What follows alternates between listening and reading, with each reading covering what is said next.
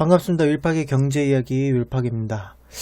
이번에는 제가 1차에 이어서 지금 2차 강의를 진행하는 거라서 2차를 시작해 보면은 1차에서는 이제 캔들에 대해서 설명을 했잖아요. 뭐 고가, 종가, 시가, 저가. 이 캔들은 예를 들어서 이렇게 있다. 저가에서부터 쭉 끌어올리고 이 시가를 넘어서 고가가 종가로 마감이 됐다. 이런 건 이제 뭔가 강한 이슈가 있기 때문에 개미들을 털어내고 쭉 올렸다. 이러면 이런 거는 이제 캔들의 심리가 묻어나 있잖아요. 그래서 제가 1편에서 말씀드렸을 때 캔들은 심리다. 이렇게 말씀을 드렸고, 그래서 주식은 보통 심리 싸움이다. 심리 싸움이다. 이렇게 설명을 하기 때문에 거의 주식은 차트에서 주식은 이제 거의 캔들이 다 한다고 보시면 되거든요. 그래서 이제 제가 2평을 설명드리면서 2평이 그리 중요하지는 않다고 말씀을 드렸는데, 대신 이제 중요한 게 뭐냐면 지지와 저항이라고 하거든요. 지지와 저항. 제가 앞서 말씀드렸을 때 주식은 심리 싸움이다. 심리 싸움이다. 심리 싸움이다. 이렇게 말씀을 드렸어요. 이렇게 1차를 말씀드렸고, 2강 심화 차트. 여기서 이제 가장 중요한 거는 지지와 저항. 주식은 심리 싸움. 대부분의 것들이 심리 싸움이라고 생각을 하거든요. 뭐 장사를 하든 수요가 있어야, 필요가 있어야 공급이 있는 거잖아요. 근데 이제 수요와 공급의 관계를 약간 심리로 본다는 거죠. 수요가 있어야 공급이 있는데 뭐 밀당이라고 해야 될까? 아니면 뭐 매도자가 있어야 매수자가 있고, 매수하려는 사람이 있어야 매도자가 있다. 마찬가지로 이런 건데, 경매를 할 때 팔고자 하는 사람은 높은 가격에 팔고 싶어 하고, 사고자 하는 사람은 낮은 가격에 사고 싶어 하잖아요. 그런데 이제 내가 어떤 자본을 한정적으로 갖고 있을 때 낮은 가격에서 어느 지점에서 이제 더 이상 안 빠지고 막 가격이 오르려고 할 때 지금 안 사면 더 높은 가격에 사야겠지 하는 심리에서 나는 이 가격을 부르는 거잖아요. 근데 결국에 이제 돈 있는 놈이 계속 높은 가격으로 갔다가 최고점에서 이제 경매가 이루어지는 거고, 그런 의미에서 편집을 하다가 메인 내용이 이게 먼저 들어가면 좋을 것 같아서 먼저 설명을 드리려고 합니다. 지지와 저항을 아까 설명을 드릴 때 말씀드렸던 것 중에, 가격이 경매에서 예를 들게요. 경매에서 예를 들었을 때 일정 가격에서 멈춘다고 했잖아요. 멈췄다가 더 빠질 줄 알았는데 여기서 멈춰갖고 여기서 반등이 나온다. 요게 바로 지지입니다. 지지. 주식으로 쳤을 때, 이제 주식으로 예를 들었을 때 아까 뭐 3,000원에 매수를 했다가 뭐 일정 가격으로 어느 정도 더 빠졌는데, 더 빠질 줄 알았는데 2,500원인가 뭐 어느 정도에서 반등이 나왔다. 요게 지지입니다. 지지. 지지란 말 그대로 이제 어떤 가격에서 지지를 받는다는 걸 말하는 거거든요. 보통에 이런 W자를 많이 그리죠. 그거를 이제 조금 설명을 드리려고 하는 건데, 어떤 식으로 지지와 저항이 일어나는지 일단 결론부터 먼저 말씀을 드릴게요. 조금 루즈해질 수가 있어갖고 결론부터 말씀을 드리고 왜 그런 일들이 일어나는지도 생각을 하는 게 중요합니다. 모든 주가라는 건 적정 가격이 있어요. 그거를 개인이 정했든 뭐 다수의 사람들이 정했든 아니면 세력이 정했든 적정 가격이라는 게 있습니다. 그래서 만약에 예를 들어서 이 화천기계라는 종목의 흐름이 이런 식으로 쭉 지지부진하게 나다가 처음 거래량이 터진 가격대가 있어요. 처음 거래량이 터진 가격대, 거래량이 엄청나게 터졌잖아요. 이게 이제 지지와 저항이 되는 겁니다. 이때 요 가격대가 지지와 저항이 되는 거예요. 보면은 정확하게 들어맞진 않지만 이 가격대에서 요 부분까지 어느 정도까지 상승을 해주고 뚫어놔주고, 그리고 뭐 다시 또 빠졌다가 이 부근에서 또 거래가 일어나고, 그러니까 이 부근이 초창기에 만들어진 지지와 저항이 되는 거죠. 우리가 뭐 예를 들어서 당장 이때 여기서 더 이상 안 내려가고 반등이 나오네. 그럼 여기가 지지와 저항이 되는 건데, 이게 갑작스럽게 만들어진 게 아니라 모든 건 그렇잖아요. 기존의 데이터를 갖고 정해지고, 예를 들어서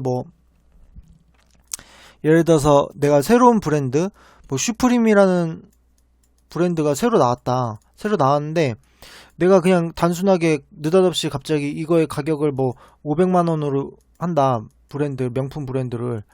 이렇게 하진 않잖아요. 예를 들어서 뭐 샤넬이 얼마다, 루이비통이 얼마다, 뭐 기존에 정해놓은 가격들이, 걔네들이 형성해놓은 가격대가 있을 거 아니에요. 뭐 얘네가 1000만원이고 얘가 뭐 1500이다. 그러면은 나는 이제 신생이고 뭐 하니까 뭐 당장에 뭐 50부터 하기에는 너무 네임밸류가 없어 보이고, 나는 어떤 가치를 형성하니까 대충 내가 한 100에서 500 사이 이 정도 가치 형성을 잡아야겠다. 그래서 뭐 얘네가 브랜드가 1500, 1000 하니까 나는 이제 신생이니까 500 정도로 시작하자, 이렇게 정하지, 뭐 느닷없이 기존의 데이터를 갖고 정하지 느닷없이 하진 않잖아요. 마찬가지로 이제 이런 기업들이, 화천기계라는 기업이 뭐 관련된, 만약에 이게 뭐 기계 공업 쪽 그쪽이면은 다른 어떤 기업과 비교를 해서 내가 재무가 어떻고, 뭐 기업 가치가 앞으로 어떻고, 지금 현재 이 섹터 업종이 어떤 상태이고, 이런 거를 다 해서 이제 공모가를 형성하고 가격을 형성하잖아요.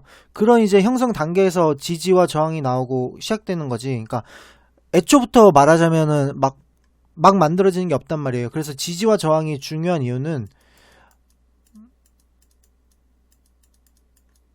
매물대를 형성하기 때문이에요. 매물대. 왜 줄곧 캔들 2평이 중요하지 않냐고 말씀드렸던 이유는, 여기 2평을 다 필요 없거든요. 다 지워도 돼요. 그러니까 지지와 저항만 알면은 2평이 큰 의미는 없습니다.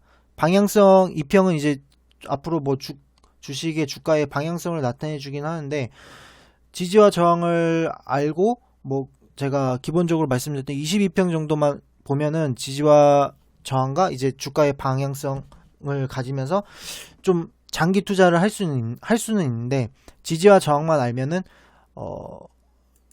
차트에서 할 수 있는 주식의 수익은 대부분 낼 수 있다고 말씀을 드릴 수가 있어요. 그래서 보통 이제 어떤 식으로 하냐면, 결론부터 말씀드리면은, 거래량이 터진 날들 있잖아요. 거래량이 터진 날들에 그 캔들 몸통을 그어주세요. 이 몸통을 그어주는 거예요. 지지와 저항.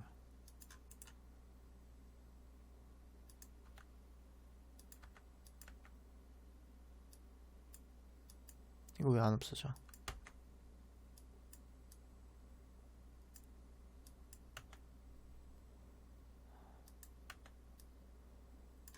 안 없어지네. 뭐 어쨌든 이런 식으로 그어주고, 또 거래량이 터진 때, 뭐 이런 때 지지와 저항을 그어줍니다. 보면은 이렇게 거래량이 터진 때 이 가격대에서 계속 주가들이 형성이 되잖아요. 이렇게 됐을 때 이제 이 매물대를 형성하고, 여기도 보면 여기서 걸리죠. 여기에서 그어준 건데, 그러니까 모든 데이터가 그냥 일시적으로 나타나는 게 아니라, 얘가 여기까지 올라온 이유는 여기가 이제 여기서 지지를 받고 올라갔었고, 여기서 이제 또 다시 저항 역할을 하기 때문에 여기서 걸리는 거고, 보면 여기서도 또 걸리죠. 그러니까 모든 데이터가 마구잡이로 막 생기는 게 아니라, 이게 일련의 과정들로 쌓여서 이제 데이터화가 되는 거거든요. 지지와 저항이라는 게. 보면은 이 구간이 이제 박스권이 되는 거예요. 그러면 박스권이 돼서 이 박스권 하단 부분에서 매수를 하면은 박스권 상단까지는 좀 쉽사리 뭐 이 부분에서는 어렵게 가긴 했는데 박스권 상단 부분은 쉽사리 수익을 낼 수 있죠. 물론 이제 상단을 뚫고 여기서 또 지지를 받게 되면은 여기서 다음 박스권 상단까지 가는 거고, 그게 안 되게 되면은 여기서 이제 매도를 치고 다시 또 박스권을 그리고. 근데 여기서 보면은 지지를 받다가 뭐 한 번, 두 번 지지를 받다가 결국에 이탈을 했잖아요. 아마 여기 이제 코로나 관련해서 이탈을 한 것 같은데, 자 여기서도 보면은 여기 이게 장대를 그렸을 때 여기 가격을 지지해 주는 데가 있잖아요. 보면 여기서 여기까지 지지를 받죠. 그러다 이제 갭으로 빠져갖고 이제 뭐 코로나 때문에 쭉 빠졌다가 이제 여기서 반등이 나오는데 다시 이 가격에서 올라갔다가 지지를 받고 상승을 하잖아요.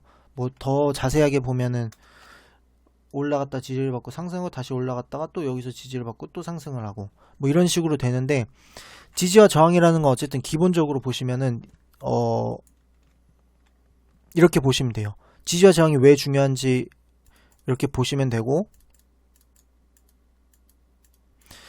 어떤 식으로 보냐, 기본적으로 볼 때는 거래가 터진 거 위주로, 장대에 거래가 터진 거 위주로 그 매물대 사이에 막 수많은 사람들이 여기서 거래를 했다는 얘기가 되거든요. 뭐 수많은 사람들이 안 했어도, 예를 들어서 뭐 어떤 한 명이 막 몇천억을 샀었더라도 이 물량들을 다 세워서 여기를 단단하게 콘크리트질을 했다는 의미가 되는 거예요. 아파트로 치면은, 일전에도 설명을 드렸는데, 아파트로 치면은 1층, 2층, 3층 이렇게 쌓아가면서 여기를 단단하게 매수세, 매도세 이러면서 거래가 활발하게 이루어져서 단단하게 쌓아놨다는 게 돼요.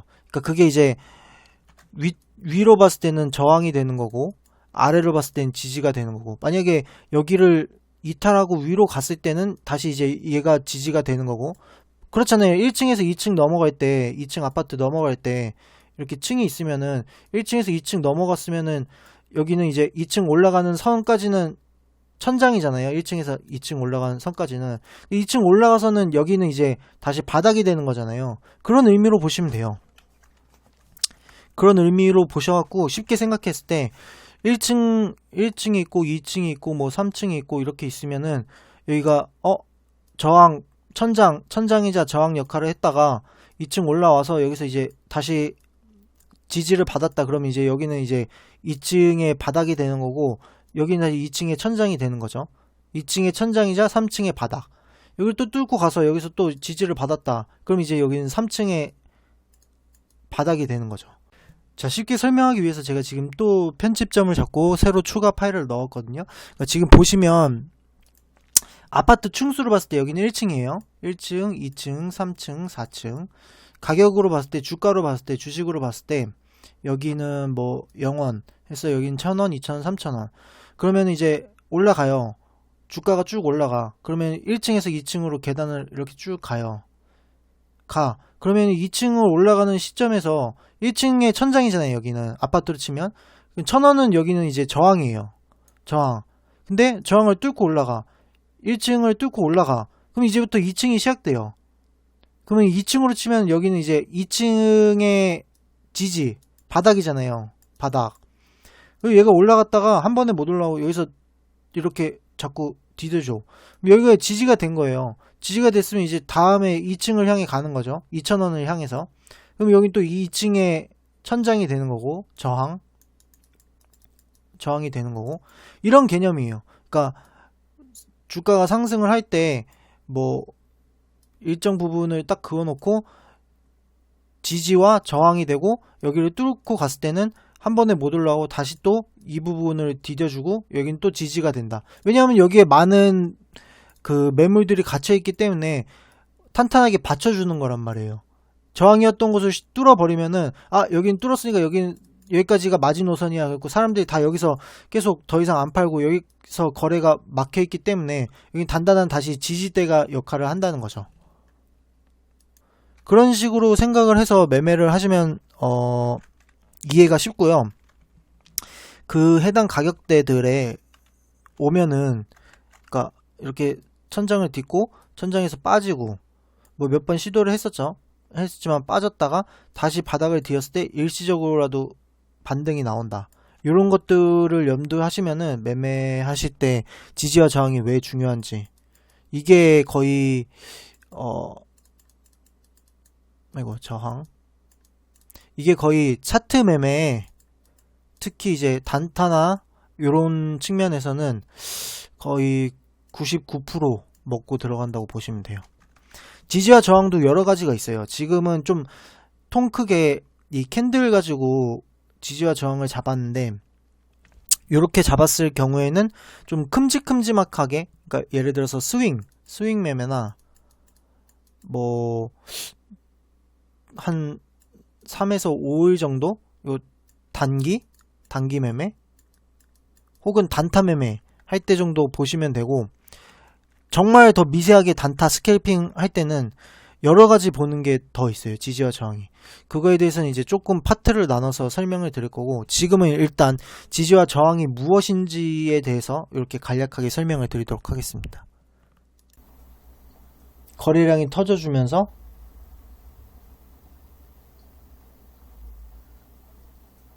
나온 구간들, 거래량이 터져주면서 나온 구간들, 이런 구간들이 매물대가 되는 거죠. 거래량이 터져주면서 나온 구간들. 그러니까 지금 보시면은 여기 이때 거래량이 터지면서 이 캔들을 형성을 했잖아요. 이 캔들을 형성하면서 이 구간이 매물대를 만들어 주니까, 지지와 저항을 만들어 주니까 이 부분이 이제 저항이 된 거죠. 저항이 되고 이 부분이 지지가 된 거죠. 지지가 되니까 쭉 빠지다가 다음날 칠 때도 이 부분에서 다시 뚫어놓고 빠지잖아요. 다시 또 빠지고, 그러다가 이제 이 부분에서 반등이 나왔다가 쭉 상승했다가 다시 이제 아마 이때부터 코로나 이슈로 쭉 빠진 거예요. 그러니까 코로나 이전으로 봤을 때 지금 이 종목에, 이 캔들, 이 화천기계라는 종목의 마지막 지지 저항은 이 부분이거든요.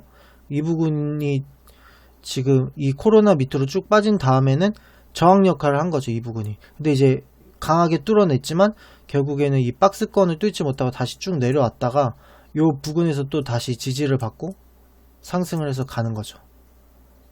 다시 설명을 하자면,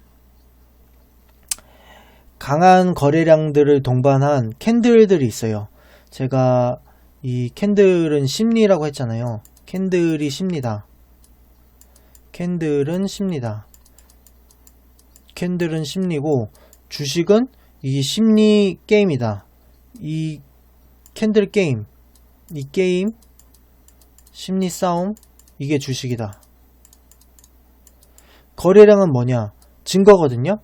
제가 요거를 적어야겠다. 제가 이제 사용하는 말이 있습니다. 캔들은 심리,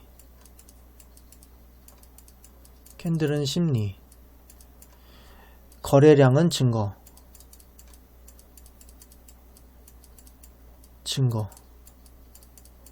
또는 시기, 그리고 이평은 이제 이동평균선을 말하는 거예요. 이평은 방향성이다.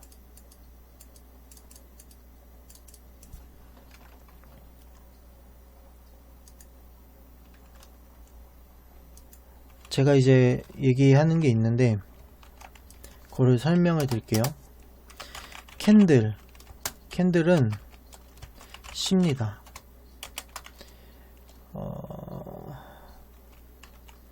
이평, 이동평균선은 방향성이다. 그리고 거래량은 증거 또는 시기, 이렇게 저는 생각을 하거든요. 이게 무슨 말이냐면,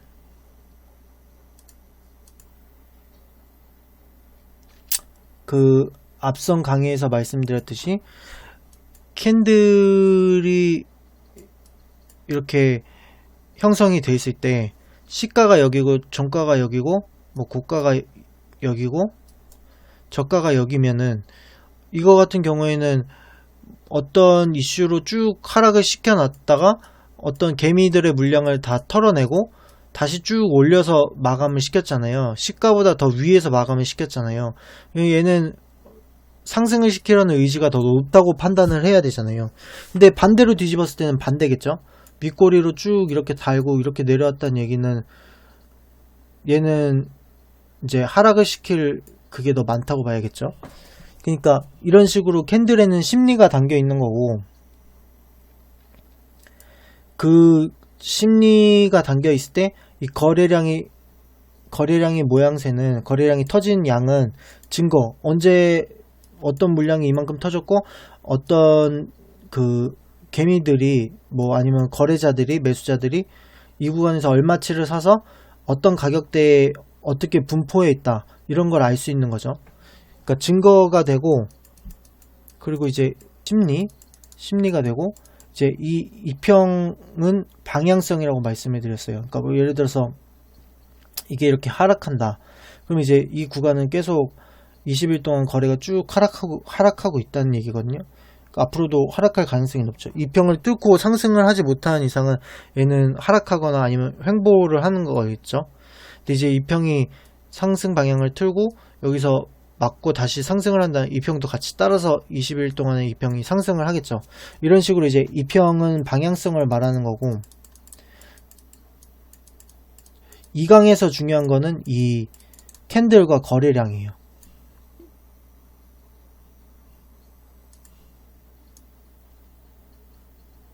이 강에서 중요한 거는 이 캔들과 거래량. 이 캔들과 거래량이 만들어내는 이 매물대라는 게 지금 중요하거든요. 지지와 저항. 지지와 저항이라고 해서 캔들과 거래량으로 만들어내는 그 매물대가 있어요.